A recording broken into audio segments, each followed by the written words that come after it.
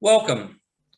It has just gone 7 p.m, Wednesday, the 4th of May, and you are watching episode 47 of Regional Wrap.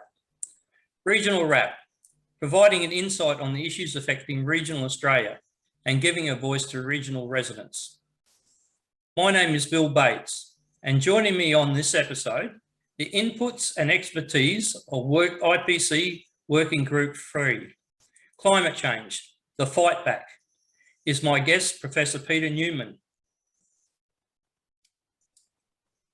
Peter is an environmental scientist, author and educator. He is the Professor of Sustainability at Curtin University in Perth, Australia, and has written 20 books and over 340 papers on sustainable cities. His latest book is Resilient Cities, Overcoming Fossil Fuel Dependence. In 2014, he was awarded the Order of Australia for his contributions to urban design and sustainable transport. Peter has worked in local government as an elected councillor, in state government as an advisor to 3 premiers, and in the Australian government on the Board of Infrastructure Australia and the Prime Minister's Cities Reference Group. He is a coordinating lead author for the IPCC on transport and is the editor-in-chief of Sustainable Earth, a new nature journal. In 2001 to 3, Peter directed the production of Western Australia's sustainability strategy in the Department of the Premier and Cabinet, the first state sustainability strategy in the world. The World Business Council for Sustainability and Development said there was no other strategy in the world as comprehensive and engaging of the community. He is credited for saving, reviving and extending the Perth Metropolitan Rail Network. Peter was a Sustainability Commissioner in Sydney from 2004 to 2005 and advised the government on the planning and transport issues. In 2018, he was awarded WA Scientist of the Year. Welcome, Peter. Thank you. That was a big, long introduction. Well, I always give everyone a bit of credit for what's coming on, and a big welcome to you. And thank you for giving us your time today. If we can just start off, can you just give us a bit of introduce yourself in regards to your earlier sort of life, how you got into your field, and then how you got involved with the IPCC? Sure. I got a PhD in chemistry mainly because I found that the easiest thing to do, and it allowed me the time to play cricket and football, which was my main interest at the time. I played in the same cricket team as Rod Marsh and Johnny Verarity and people like that. So yeah, I switched over when I hurt my back and couldn't play footy anymore to being an academic, and I've since that time in the early 70s been in the world of academia, but I've always found that I wanted to do useful things rather than just sit in academia. So I've had this world of working in policy at the same time. And I really enjoyed that process, and IPCC, with this transport chapter that I was running in the last 3 years, was a really interesting time because you're working with people from all around the world and you're trying to sort out what is happening in the world that can enable us to get on top of this climate change issue. It's a big issue and one we needed to throw everything at that we could get. So I'm still going in my middle to late 70s. It's getting pretty scary, but I can't stop work because there's so many interesting things now happening that I've always talked about, including the oil crisis. Now, the oil crisis that's been hitting us now, and we've got really big prices on petrol, that started in the 70s when I was at Stanford doing a postdoc and working with pretty apocalyptic people like Paul Ehrlich, and it was very scary to see the city falling apart because they couldn't get to fuel quickly, and it was so expensive. And we started a process then of trying to get off oil. And now for the first time, that's 40 years on now, you can say we know how to get rid of oil and not have to depend on it because of electromobility, electric transport of all kinds. We don't need oil anymore. And that transition's well underway. So I've scanned the start of the end for oil and the end of it now pretty obviously coming. The introduction of electric cars and that is still in its infancies. There's still issues in that in regards to the infrastructure to support them, the supply chain required to manufacture the specific components, because there's a lot more that goes into electric car than that goes into a internal combustion engine car, which is basically steel and more steel, plastic, what else? A bit of copper and things like that. Whereas the electric cars and electric transport, they're much more demanding of more inputs in regards to different metals, different technology, and there's problems with some of that in regards to we haven't really come to grips with the distribution in regards to charging and the infrastructure for that. So how do you see us going forward with electric cars as one thing, but then the other trick too is get it to heavier vehicles as well?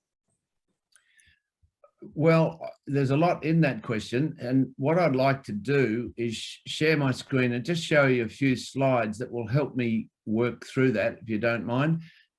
So let me just do that, and let me start with the bad news in the IPCC report that's just come out, which shows all the sectors still going up in their greenhouse gases. So energy, that's the biggest one. And then that's followed by industry, land systems, agriculture, forestry, etc. And then you got transport, which is 15%, and it's going up pretty sharply there, and buildings on the bottom. But the good news is these graphs, which are now showing that photovoltaics, solar energy, has come down dramatically in the last 10 years or 20 years, even more so. It's come down to being the cheapest form of energy the world has ever had. The second cheapest is onshore wind, and offshore wind a little bit more expensive, but not that much. Concentrating solar power is coming down as well. So those power sources going renewable is now cheap.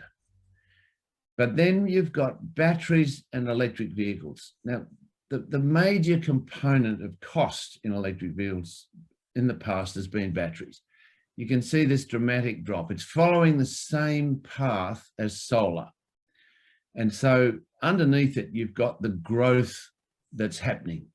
So you can see electric vehicles and batteries dramatically going up, as is solar and wind and so on. So we're on track to start getting rid of oil, and these are being adopted.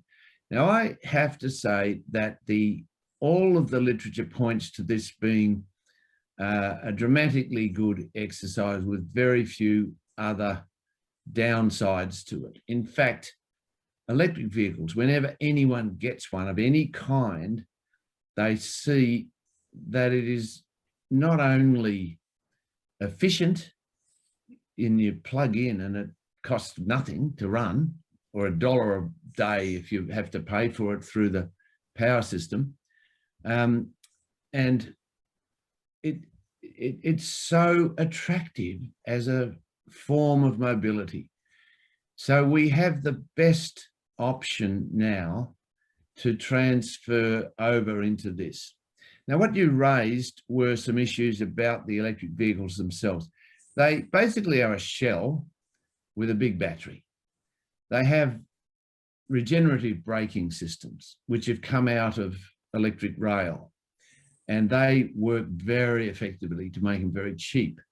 But they're just taking out the big donkey engines of diesel or petrol, which are big and heavy, and they're replacing it with a battery. So if that battery comes down in weight, as it has been doing, you can get a very light vehicle. It's very efficient. And that's what's happening in all the kind of electric vehicles now. The question that you raised was about the minerals that are being used in these vehicles. So I'm going to share my business here again and show you a little story here that's come out from Matt Canavan, good Queensland politician, who has said this on a tweet. I have nothing against electric cars, but let's not pretend they're God's gift to the environment. And he goes through and shows that all of these pounds of brine for the lithium, pounds of ore for the cobalt, etc., and then shows a picture of a salt lake that's been dug out in Chile to make the lithium. Now, I need to say that is very much out of date. And for a Minister for Resources to not know that we now produce most of these battery minerals in Australia. Maybe it's because they're in Western Australia and that's not part of his electorate. But you've been cut off for the last 2 years. We don't know anything about you. Yeah, we've been living in a cave. You're right. Yeah, it's nice to be out of the cave, I must say. But while we were in there, we got on with the job of digging up these minerals. And let me show you, this graph here shows that Australia has by far the most of the battery minerals. China, Brazil, Chile, and so on are there. And this is the biggest lithium mine in the world. Just a picture of it from the air. That's Greenbushes. It's in the forest south of Perth. That's about 100 kilometres south, is it? And half of the world, yeah, it's just very, very close. And it's not even in the desert, but you can see it's not like these big iron ore mines, which are 50 times bigger than that. It's a boutique mine, really. And this mine produces about 2 million tonnes a year. And in Australia, in total, it's 4 million tonnes. Iron ore, we produce 8 million tonnes a year. So it's a very small amount. And the idea that somehow or other it's going to be leaving this massive environmental impact is nonsense. And the other thing that you mentioned is processing. Now, lithium is now being processed in Western Australia in 3 places, 2 at Kwinana and 1 at Kemerton. Kwinana's part of Perth. And these processing plants have been built using Chinese money and Chilean money and American money, along with Australian money, of course. There's money in there, but they're the companies that manage this whole process of lithium batteries, battery minerals. And they're now producing 99.99% pure lithium hydroxide from spodumene. Now, that is running away with the market. We are providing a far better market than they can do in the salt brines of lithium of Chile, or in the cobalt mines in the Democratic Republic of Congo. We are now producing cobalt as a side product from processing nickel.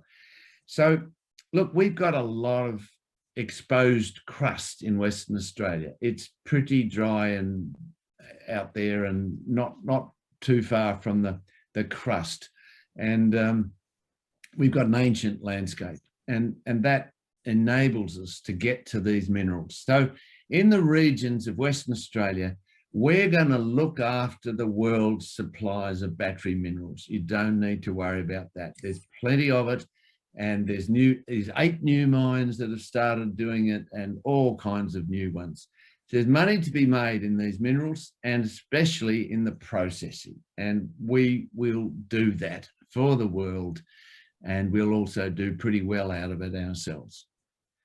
I think of these rare earths, as they're generally termed, Queensland's pretty well positioned too with reserves, but we haven't got, it seems pretty difficult for us to get a mine of anything going at the moment with the different regulations and that. But Queensland is also pretty well positioned in the future. I suppose that the trick is for us to learn from West Australia how to maximise the financial gain for the state and then the nation when going forward with this, because I think one of the things that people get a bit grievous about is when foreign companies and foreign enterprises take the lion's share of the profits. So maybe it's something we can learn from West Australia as we go forward into these metals, of maximising the benefits for Australia and the Australian people.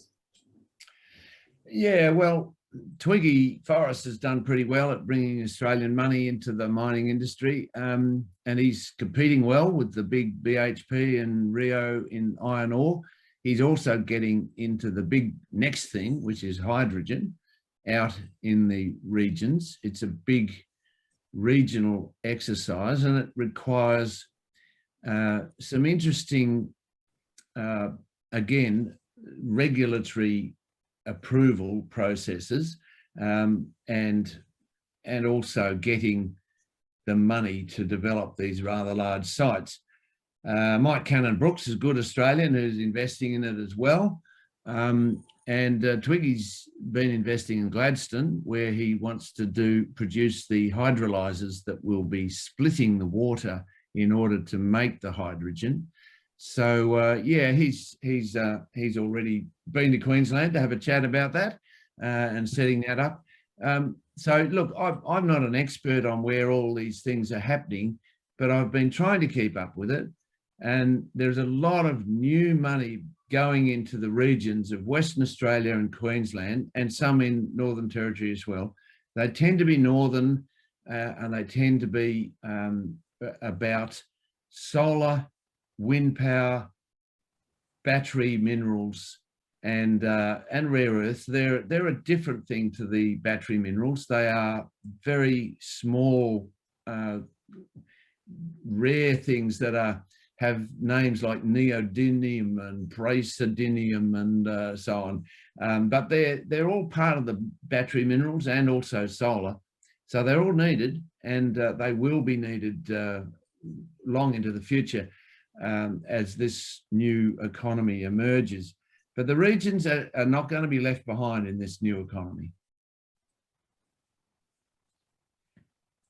In regards to some of the efficiencies and that, in regards to, whilst solar and wind turbine costs and that have come down, and they're going to proliferate, it's come to sort of a lot of people who have an environmental outlook in regards to, they were concerned about climate change and were all in favour of renewables and things like that. But we've just found out up in northern Queensland that attitudes change when it's in their backyard. We now have, we started off with a test wind farm. It only had about 8 turbines, and then the first turbine wind farm was, I think it was called Emerald Hill up near Mareeba. It only had about 30 turbines, and people were generally in favour of that. But now we've got a second wind farm being built now at Curtin, And I think that's only got 28 turbines. But the next one that's earmarked and has approval has 95 turbines. And it's going to be in a forest area that the environmentalists took a lot of action to preserve from logging. And now we've got a situation where, without any hesitation, the wind farm's been approved, and there's got to be all these bulldozing of trees and to make access roads for these 95 wind turbines and that. And there's starting to be a little bit pushback. Do you see that as an issue as we go forward? If the land use becomes fairly excessive for things like wind farms and solar farms in Pacific areas, like one of the reasons that's happening where it is in North Queensland is because proximity to the grid. Of course, if you further you put a wind farm out or a solar farm out, you've got to connect it to the grid, and adds to the cost. What's your experience in West Australia with wind farms and solar farms and the impact on local attitudes with the environment? Well, I would have to say we had a similar set of issues to the one you've just described at Curtin, down in Denmark, which is a small town on the south coast, where they proposed a wind farm. And it was, I think there were about 3 trees that had to go in the process, but even 3 trees in Denmark is too much. So there was a big public reaction to that. However, it actually became a community-based wind farm, where the community were the ones investing in it and getting the gains from it. That's been built, and it is pretty much embraced by the community now. There was another one on the south coast in Albany, which was thought to be a bit of a problem because it was right on the coast in a very beautiful area that was a bit exposed. But it's now a massive tourist site. Everyone loves to go and look at it, and you can go and take your picture from the top of a wind farm, a wind turbine these days.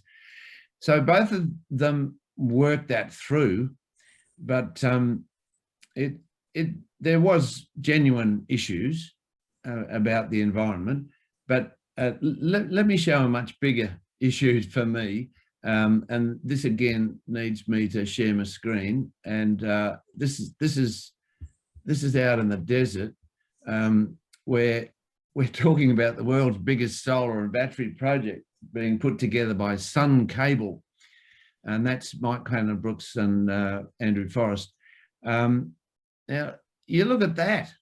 There's a bit of land taken up there. Now, underneath that, you might say it's just scrub or whatever, but I mean, that's a drawing. It's not happened. Mm-hmm. And it's 20,000 megawatts, which is 4 times the size of our grid in the southwest. It's massive, and they want to just export hydrogen with that. Now, to me, there are issues there where they're so big, and you've got to involve a process that works with the local biodiversity. I mean, is this going to completely destroy that area, or is it going to enable it because it's shading it in possible ways that can be used to enable it to thrive rather than decline? I don't know. That's the thing that needs to be fully assessed. And at the moment, yeah, it's all hype at the moment. And I think Australia's fairly lucky in one way, in regards to that we've got so much land. To the eye of the average person, there isn't much there. It's pretty boring landscape, and it's pretty barren. And if you stick a lot of solar panels on, it's not really an issue. But obviously, when you go and chop down of, like in to install wind farms and solar farms, and you cut down trees and that, it creates a completely different set of emotions. And I mean, we see in places like Germany and that they're actually talking about, taking 1,000-year-old forests and decimating to put a wind farm there. That's pretty full on. But we do have the luxury of vast space for these sort of things. Of course, the only problem is connection to the grid from those sites. Yeah, they are really being done to produce a product that can be used locally. And I think that the best thing for them is actually to produce hydrogen that can be used to process minerals locally. So where they should be going is near where the minerals are being mined, and you produce hydrogen and then use it right there, because hydrogen is not easy to transport or to store. You have to, if you want to take it in a liquid hydrogen ship, an LNH, a liquid LH2 they call it, which is like LNG ships, you have to freeze it at minus 253 degrees in order to get the liquid.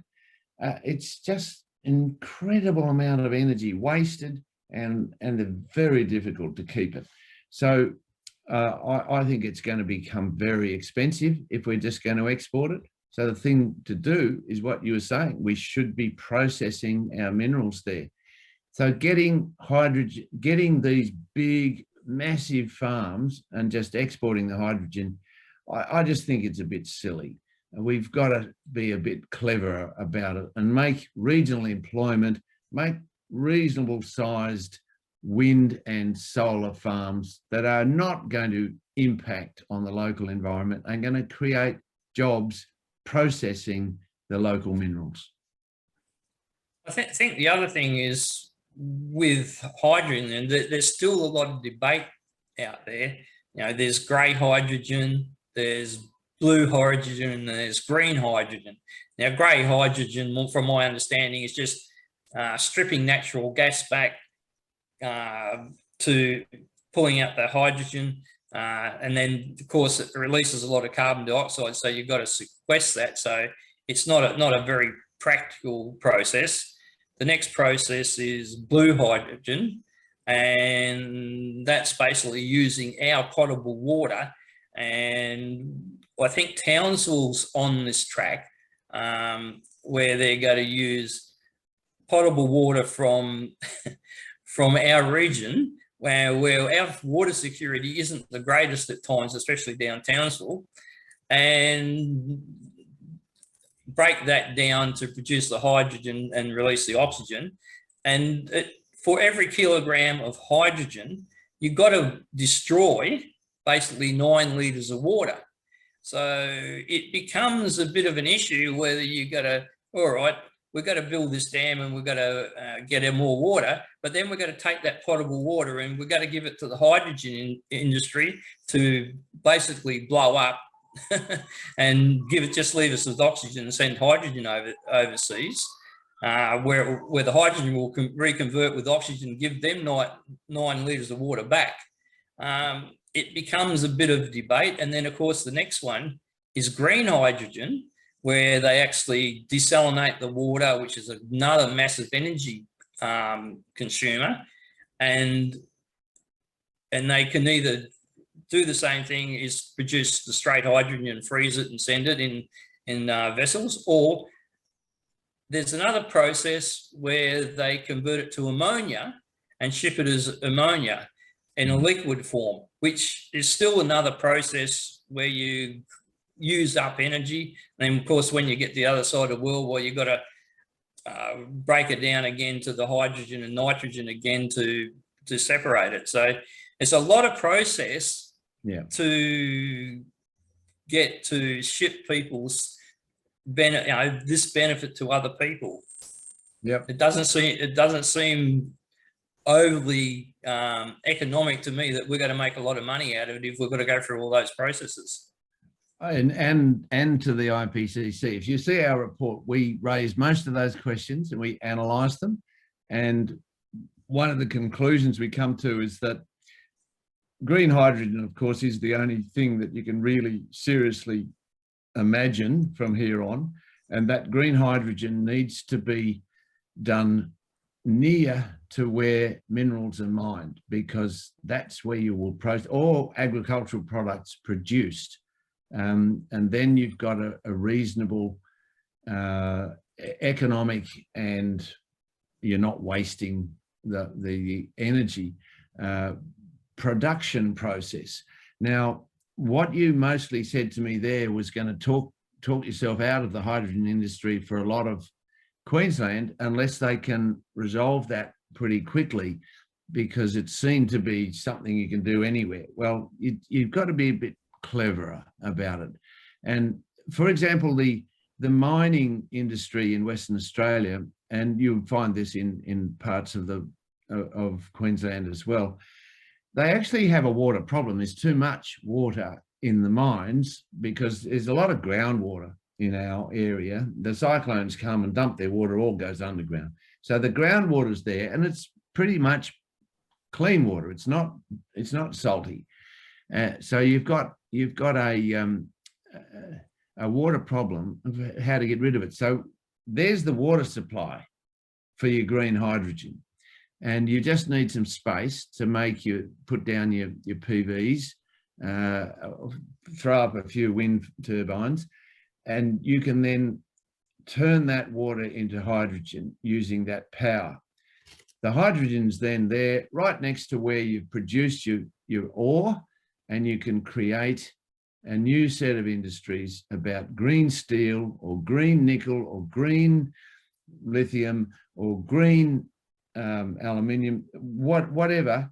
And even in the agricultural areas, you can talk about the green agricultural products that can be then exported as carbon neutral. They are free of carbon because you've processed them using the sun.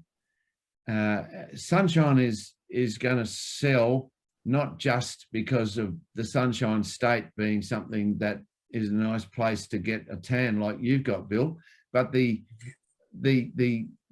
processes of creating green products. Now, that's what Queensland needs to get into. We're jumping in there quickly in Western Australia, and places like Korea and Japan and Germany and so on, they want us to just make hydrogen and send it over there, and they can keep getting all the value out of it and processing all the products. Well, maybe we won't. Maybe we'll just do it here. Just on another point in regards to the volume of solar power and wind power that we need for some of these functions, I think the biggest wind farm at the moment in Australia is Cooper's Gap. It's about, I think it's got a nameplate capacity of about 580 megawatts. I think there's 123 turbines. I think they're 3.75 megawatt units. Now, that without backup or batteries and that is really not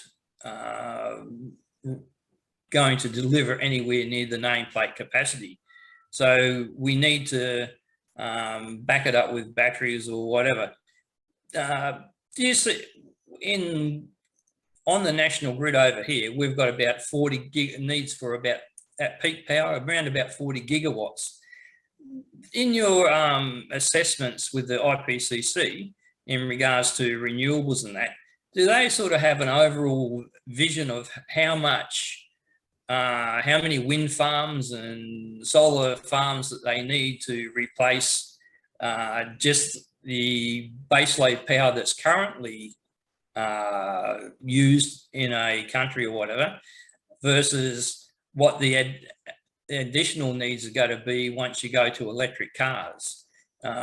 Does anyone have an full overview or a picture of exactly how many wind farms we're talking about in Australia and solar farms, or is that just not thought about? Or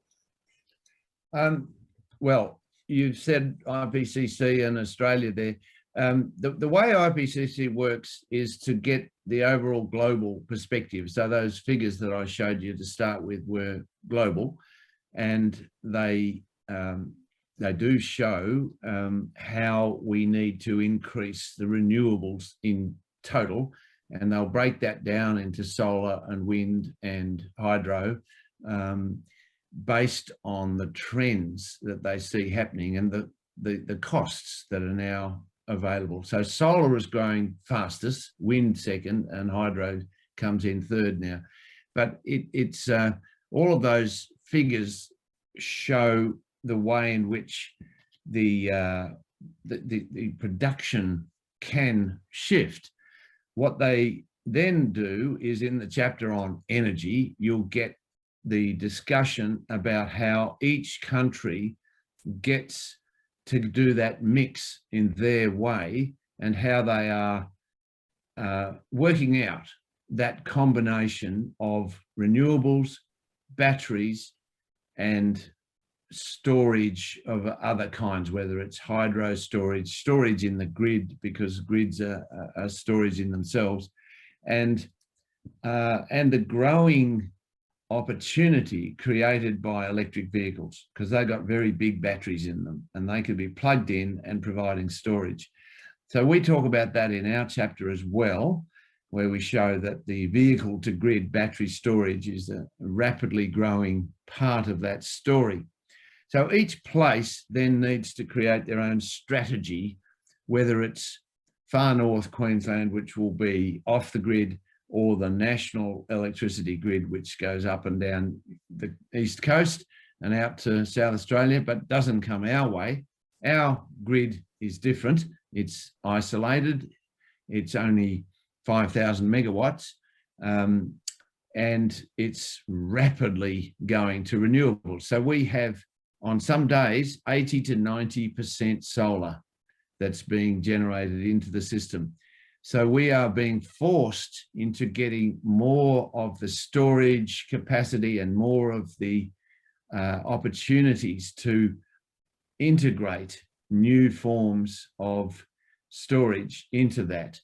And that process is happening in our state faster, not because we're clever or had a strategy. There was no government strategy to do it.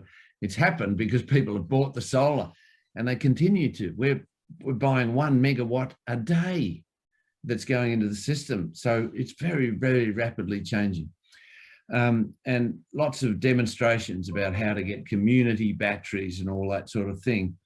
So each place has its own process that's needed, and they will be able to get more and more localized processes, because a lot of these new systems, with solar in particular, are very local, and you can get a lot better idea when you do the local bottom-up processes.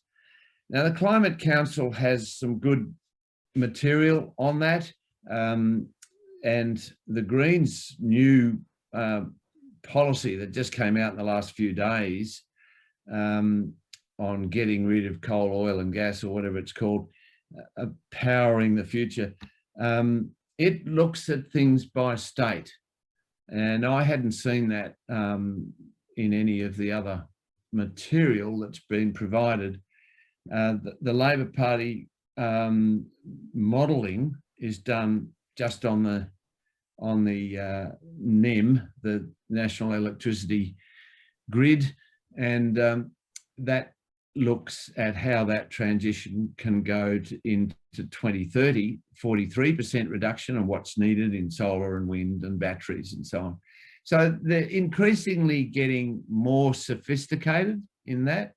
It's not there yet to say how you can get there by 2050 to 100%, but we now know you can do it because of all these different technologies fitting together.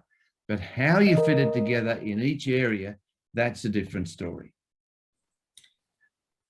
As we go forward, especially with solar and wind, because they're intermittent, and you have the battery requirements to ensure that you've got deliverables when you want it. Do you think there will be a role besides the batteries using the power that's produced when it's not needed?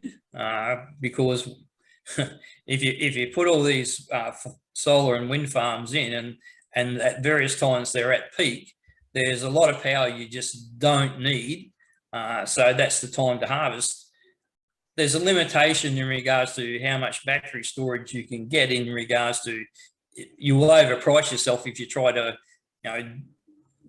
have so much battery that you don't use. Do you think there'll be a role for hydrogen to take up that excess energy at times, produce the hydrogen, and then that's also part of the mix of the backup? Yes, indeed, I do think that. And there's a really interesting new business that's started up. Can I share my screen again and Yep. it'll show you a nice little story about, this is actually I think it's a West Australian invention, but this is, you can see this, Blue Diamond Machinery. Yep. They are producing hydrogen fuel cell generators. So if you have a standalone system out in the bush for a small country town or an Indigenous settlement or a mining camp, or even some of the small towns in both Queensland, Northern Territory, New South and WA, they have solar and they have a battery and they have a diesel generator. That's the standard approach. It's a hybrid, they're called. Now, the diesel generator isn't needed that often, but it's a backup, because some days the sun doesn't shine and the battery runs out. So you got to have the backup. These guys stepped up and said, all right, we will put this hydrogen facility in where you have, on the days when you've got more sun than you need and the battery gets full, the excess will go over into making hydrogen, and it'll fill up the cylinder that's provided for that. And then on the days when you need backup, the hydrogen will come on and run the hydrogen fuel cell generator. So it's completely free of diesel and it's a backup facility. And that to me is a beautiful example of what is happening now out in the bush, and it's going to come back into cities. And we're going to have examples of this happening all around the place. So you have your solar and your wind, and you're overbuilt in order to get some of it flow over and go into making hydrogen, which can be used as the backup generator. And that can be done in all kinds of localized ways. It doesn't have to be a massive hydrogen generator. It can be a small scale stuff, and it feeds into every part of the grid as well as every small town. That to me is a real breakthrough to see that. I think the thing too with hydrogen, that we hope we've got all the safety regulations in place, because it's a very difficult beast to master in regards to transport, storage and distribution, because it is so volatile. So yeah, I call it an escapologist. It knows how to escape because it loves joining into other metals. It's very good at brittleizing steel and whatever. And yeah, it's going to be hard to manage, but we'll work that out. But I also get a bit apprehensive when people start talking about, well, we'll add a few percentage of hydrogen to the normal gas lines and things like that. That scares the bejesus out of me, because hydrogen is a notorious, like you say, escape artist. It's also notorious for breaking down seals and joints and things like that. It definitely, our current gas system cannot handle any sort of real volume of hydrogen fuel, because it's got to leak like a sieve. So do you worry about those sort of things when people get a little bit over enthusiastic and say, oh, we can do this, and then you think, gee, I hope they hold back on that and actually do a bit more planning? You're a very astute guy, Bill. I don't know if you've got engineering in your veins or something, but that is exactly the problem. And it is something that we have seen in IPCC. And it also petrifies me. If they did it, I don't think they'll be allowed to do it, because it won't pass any of the safety rules and it won't pass any of the environmental rules. It is really silly stuff, and no one is doing this. You can't put it in at the moment, and I think it's just purely a myth to say, well, we're going to keep creating gas and using more and more gas because we'll be able to switch to hydrogen in the future. Well, we can't. You'll need an entirely different distribution system, and that's going to be incredibly expensive to make and very difficult to run. I don't think it makes sense, especially when you don't need it. You can actually use everything that gas does. You can either make from electric systems, heat pumps, the cooktops, stoves that are electric now.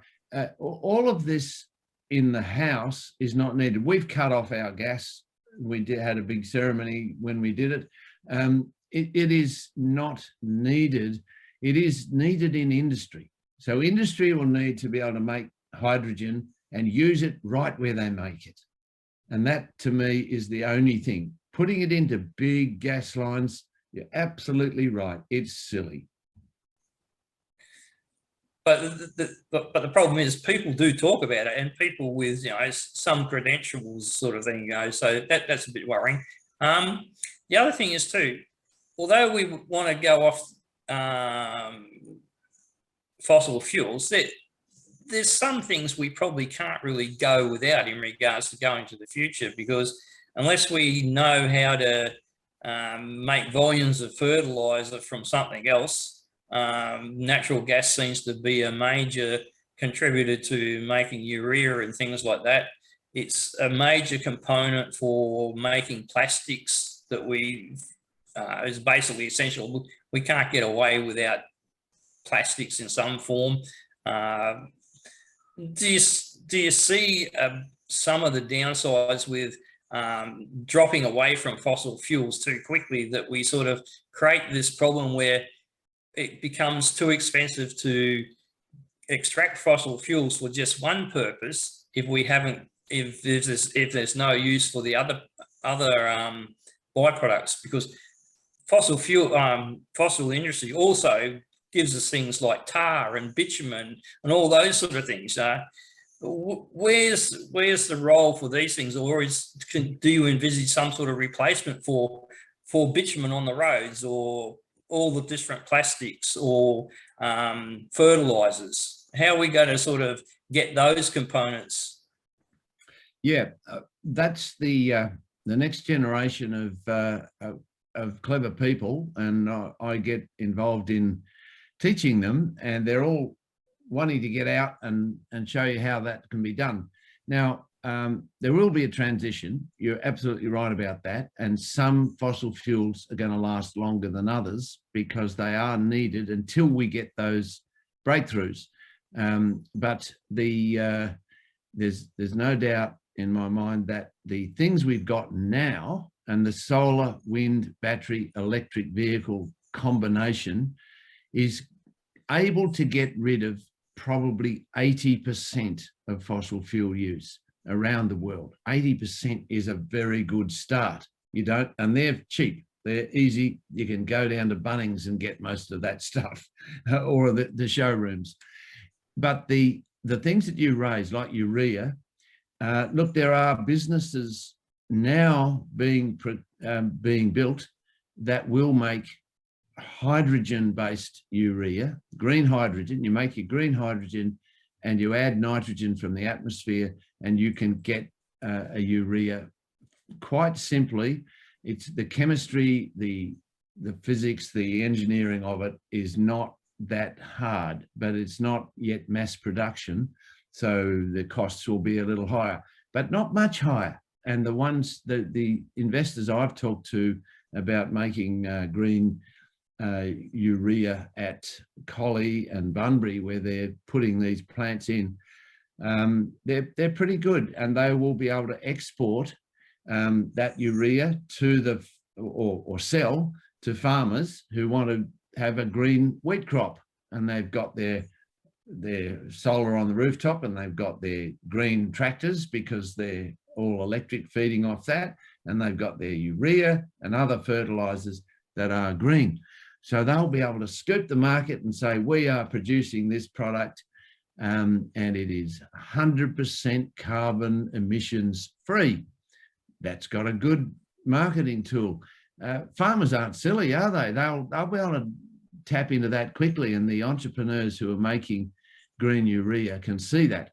But plastics, you can make most plastics from a biological source, from woody material and other plants.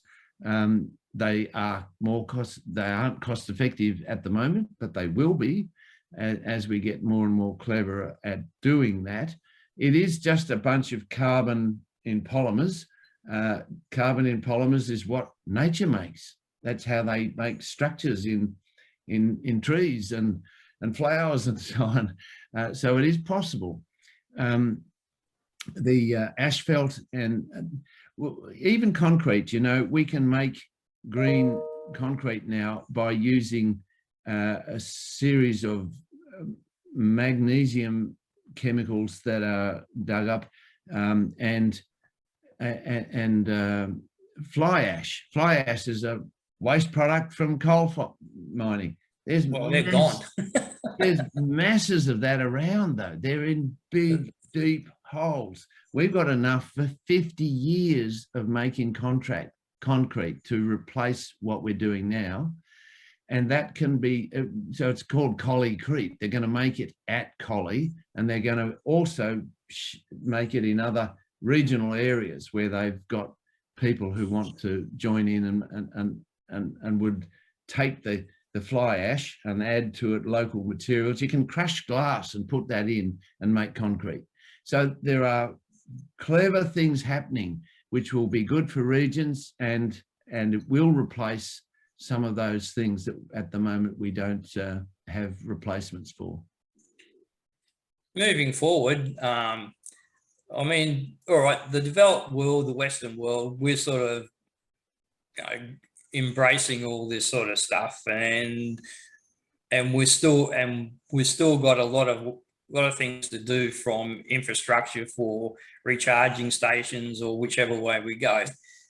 But we in the Western world, the developed world, we only comprise about 1 billion of the 7 billion population.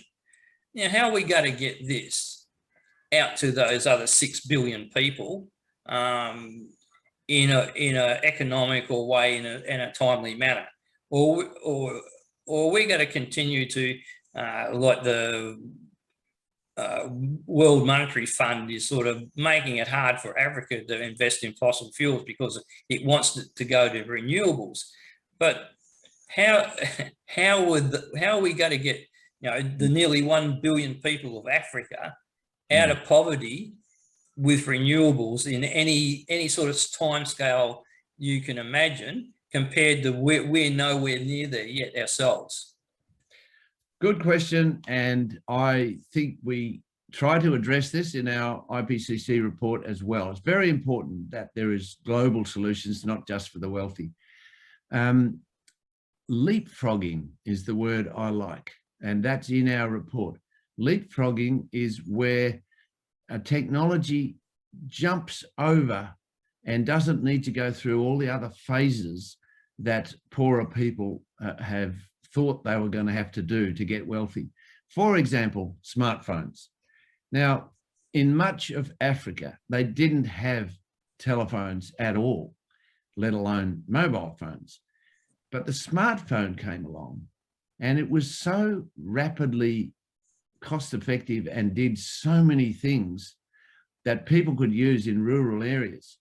So every Maasai herdsman now has a smartphone, and they use that for their GPS and navigation tracking. They know where their sheep and cattle are because of their phones, and they are able to call into their village and tell them where they are. It's massive.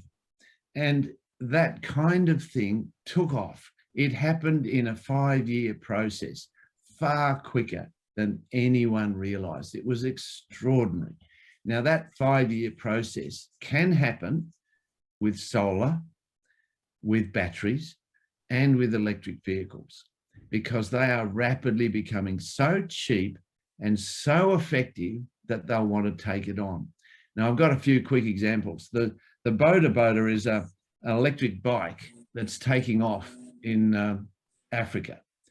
It's not just for going fast on, because they are very fast, but you can make them like a freight system. Do you know how in Africa and many poorer countries, they load up lots of people or lots of stuff onto the back of a bike? It used to be on treadlills, but now it's on a motorbike, and the electric motorbike is very cheap to run because they can plug it into their solar system they've got at home. And they do that, and they can run these bodas all over the city and do all that local freight movement. Now, and they can also take the whole family on the motorbike. You know, there are people sitting all over it. Now, that's taken off. The other thing that I've been dealing with is called the Trackless Tram, which is a new technology that's come out of China.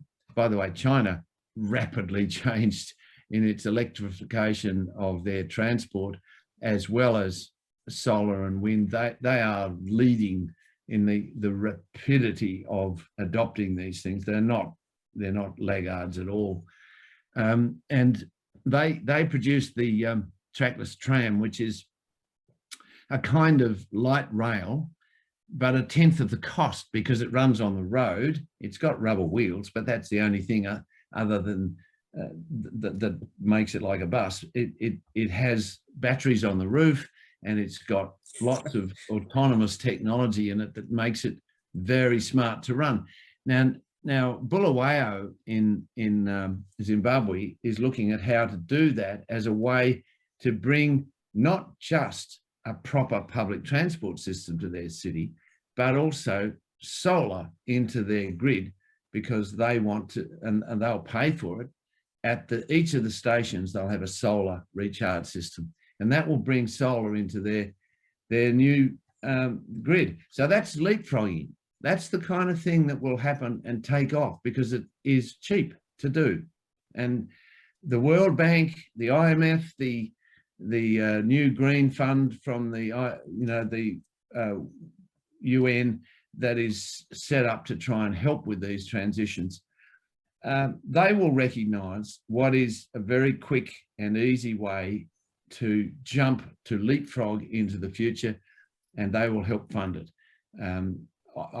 I think the market is going to help drive this. It's not just waiting for long laggard countries to catch up. They're not going to wait around. They're going to see the value in this. I suppose one of the other things I sort of like to bring up is the taxpayer participation in so much of this stuff. I mean, with all due respects to Twiggy Forrest, I mean, yes, he's chucking some of his own money in, but gee whiz, the attempts to attract taxpayers' dollars to all these schemes seems to be one of the prime drivers. Now, going forward with electric cars, there's emphasis on recharging stations and things like that. And we've already seen some councils sort of get into the program. So, well, we'll supply, recharging stations at car parks and things like that.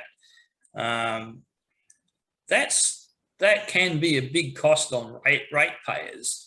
And the other thing that's a big cost is actually the infrastructure.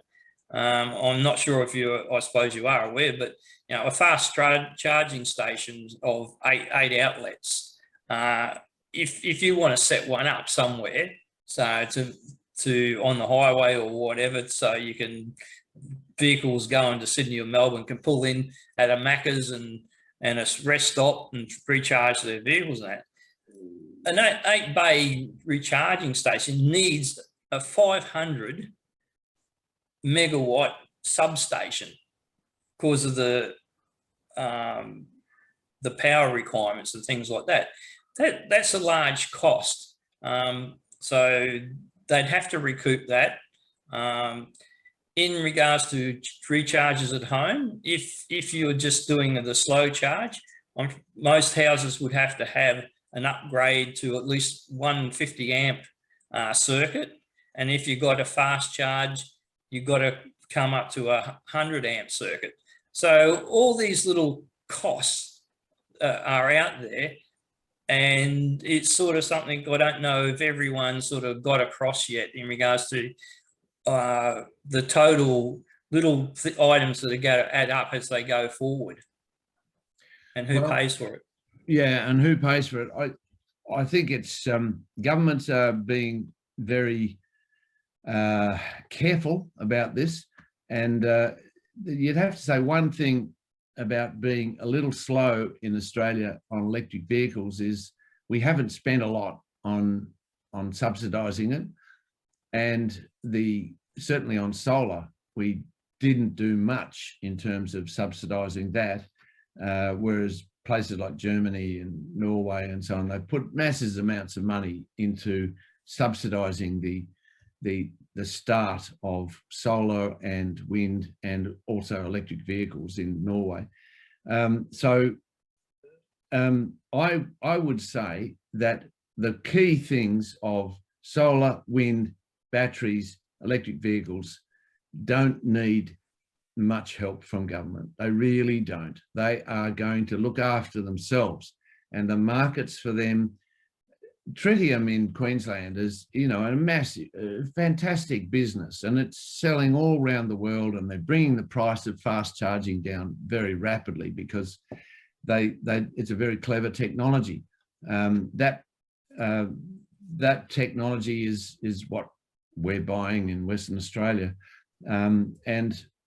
but the private market for that is taking up because people can make money out of a fast charger, and so why not just get on with it?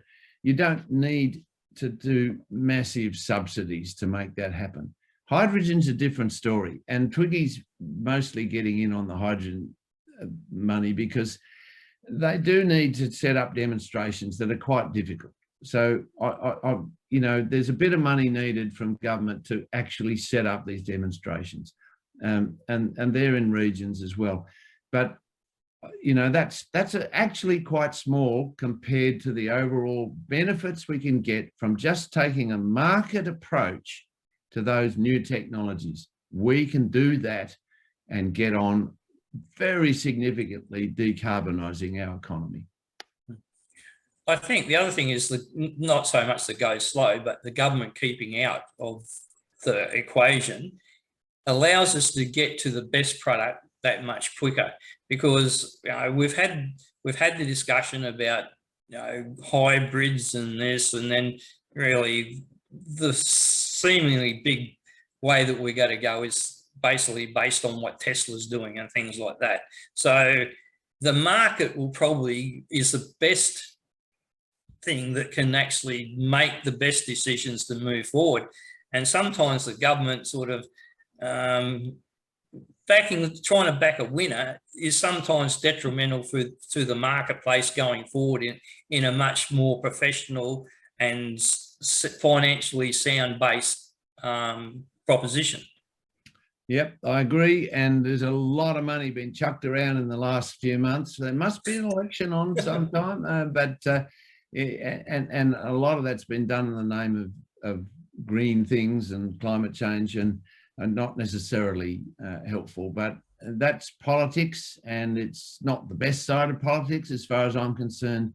Policy should be driving this, and policy is worked out carefully. That's the kind of thing IPCC does. And we would suggest slow down on the hydrogen and do it carefully and productively on particular sites, try it out. Don't scatter the money around as though you know the solutions, because we don't. We're going to have to work it out. But the other stuff, get on with it. Well, I'd just like to share a little screen video, and of this shows we haven't worked out anything, because there's still a few teething problems with different things we've got to overcome, and getting it wrong can give quite a spectacular catastrophic result. So I'll just share this screen, because we were talking about buses before. I never knew buses had batteries in the roof. I've always thought because you want weight on the lower part of any sort of vehicle, because if you make it top heavy, it's not really a great idea. And I was quite surprised to recently learn that they do have batteries, or buses with lots of batteries in the roof. And to me, I'm not quite sure why you would distribute your weight there, but obviously they do. But we just had an incident in Paris on last Thursday, and this is a classic, I think.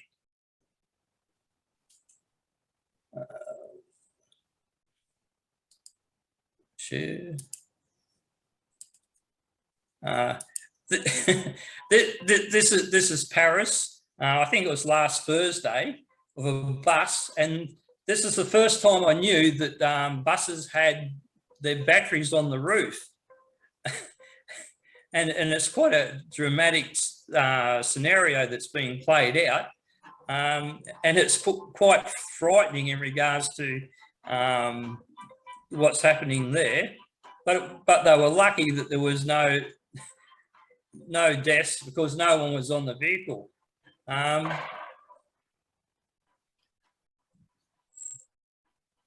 So there's some things we just have to get over very shortly. Yeah. That's cool. Others have shown me that, and when you and they say, oh, and they've closed down all the buses in Paris until they can fix it. It's not true. That didn't happen.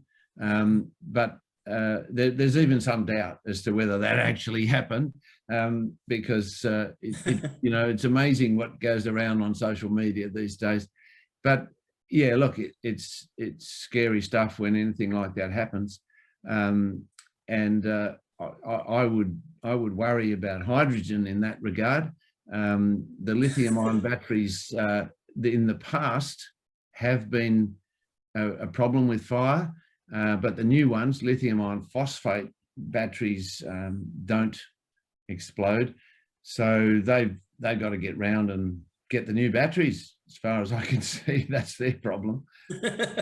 No, but I was really surprised that they actually put them in the roof, because to me, with large vehicles and tall vehicles, with weight being top heavy, is not something I really like. You wouldn't want to put those on a country road, like going down the ocean road, left, right curves and things like that.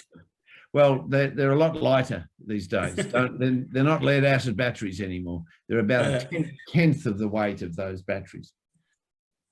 Well, Peter, we've gone over the hour. It's been a pleasure to talk to you, and it's been very informative.